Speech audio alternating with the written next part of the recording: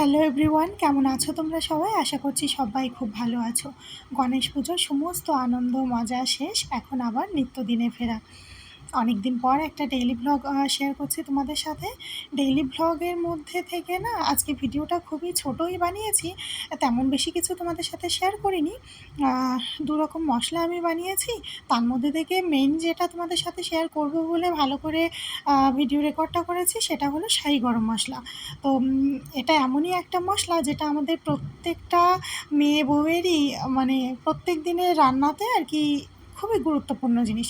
প্রত্যেক দিনের রান্নাতে কেন বললাম, কারণ গরম মশলা প্রত্যেক দিন লাগে না ঠিকই, কিন্তু কিছু কিছু ঘরগুলোতে তো হয় না যে মাছের ঝোল রান্না হয়েছে, চিকেন বা ডিমের ঝোল, তো তখন তো আমাদের প্রয়োজন হয়ই। আর সানরাইজে শাহি গরম মশলা বা যে কোনো ব্র্যান্ডেরই হোক না কেন, জানোই তো কত দাম আর কত অল্প পরিমাণে থাকে, তাই না? আমি জানো তো মানে বিয়ের পরেই আমার প্রথম সংসার জীবন তো সবটাই এখানে। এখানে আসার পর থেকে একটা দিনও আমার মনে পড়ে না আমি গরম মশলাগুলো কখনো বাজার থেকে প্যাকেট বা কিছু কিনেছি। প্রথম থেকে আমি নিজে হাতেই বানিয়ে নিই। তো সবটাই তোমাদের সাথে শেয়ার করব। তোমরা এভাবে একটু বানিয়ে দেখো। আশা করি তোমাদের অনেক ভালো লাগবে। আমার নিজের তো ভালো লাগে। আর তোমরা তো দেখোই আমি কত প্রকারের রান্নাবান্না রেসিপি টুকটাক শেয়ার করতেই থাকি। তো এভাবে একবার বানিয়ে দেখো, এটাই রিকোয়েস্ট করব। এখন কিন্তু আমি দুপুরে রান্নাটা করছি। সকাল থেকে আর সেভাবে কিছু ভিডিও রেকর্ড করিও নি, আর করলেও বাকি এই ভিডিওতে শেয়ার করতে গেলে এই ভিডিওটা এতটাই লং হয়ে যেত যে তোমরা শেষে ধৈর্য সহকারে দেখতেও না। তো সে কারণে খুব শর্টের মধ্যে দেখানোর চেষ্টা করেছি। আর এখন যেটা রান্না করছি তোমরা তো বুঝতেই পেরে গেছো, কচু দিয়ে মাছের তরকারি করব। তো মাছটা তো প্রথমে আমি ভেজে উঠিয়ে নিয়েছি। ও হ্যাঁ, প্রথমে যে মশলাটা করতে দেখেছো ওটা কী বলো তো? জিরে, ধনিয়া, আম শুকনো লঙ্কা, তেজপাতা আর দারচিনির এর একটা গুঁড়ো করে রেখেছি। এটা নরমালি আমার টুকটাক লাগে এজন্য। আর এদিকে রান্নাটা কমপ্লিট করতেও পারলাম না, তার মধ্যে থেকে আর কি টাইম ওভার হয়ে যাচ্ছিলো বলে ওটা তাড়াতাড়ি ওখানে স্টপ করে দিলাম। আর এখন সন্ধ্যাবেলা আমি শাহি গরম মশলা বানানোর রেসিপিটা তোমাদের সাথে শেয়ার করি।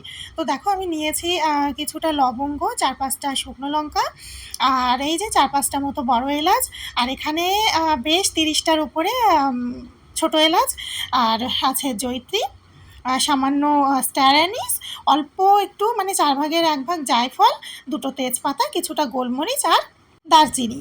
তো তোমরা ইনগ্রিডিয়েন্টসগুলো তো দেখে নিলে ঠিক আছে, কিন্তু অবশ্যই খেয়াল রাখবে এমন তো নয় যে যদি এরকমভাবে আমার প্রসেসেই করো তাহলে আমি যতটা কোয়ান্টিটিতে নিয়েছি সেরকমটাই তোমাদেরকে নিয়ে এতটাই বানাতে হবে।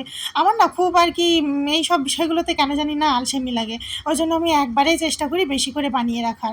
আর এয়ারটাইট কন্টেনারে ভরে সেইভাবে স্টোর করতে পারলে না গন্ধটাও মানে তুমি যতদিন ধরে ইউজ করো না কেন শেষ অবধি সেরকমটাই থাকে।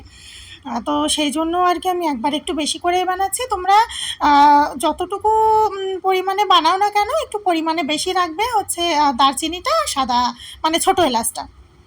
আর তোমাদেরকে কিন্তু আমি অন্য কথা বলতে গিয়ে দেখিয়ে দিলাম যে কোন কোন মশলাগুলো আমি প্রথমে দিয়েছি।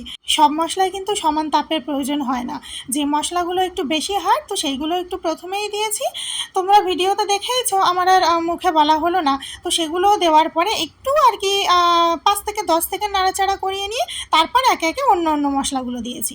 তোমরা দেখতেই পেলে। তারপর দেখলাম যখন সবগুলো একটু হালকা ড্রাই রোস্ট হয়ে এসেছে, তারপর তো নামিয়ে আমি একটুখানি সময় ঢাকা রেখেছিলাম যাতে গরমের তাপটা মশলার ভিতরে বসে যায়। ওই মোটামুটি ২ থেকে ৩ মিনিট পরে তারপর আর কি মিক্সিতে গুঁড়িয়ে নিলাম।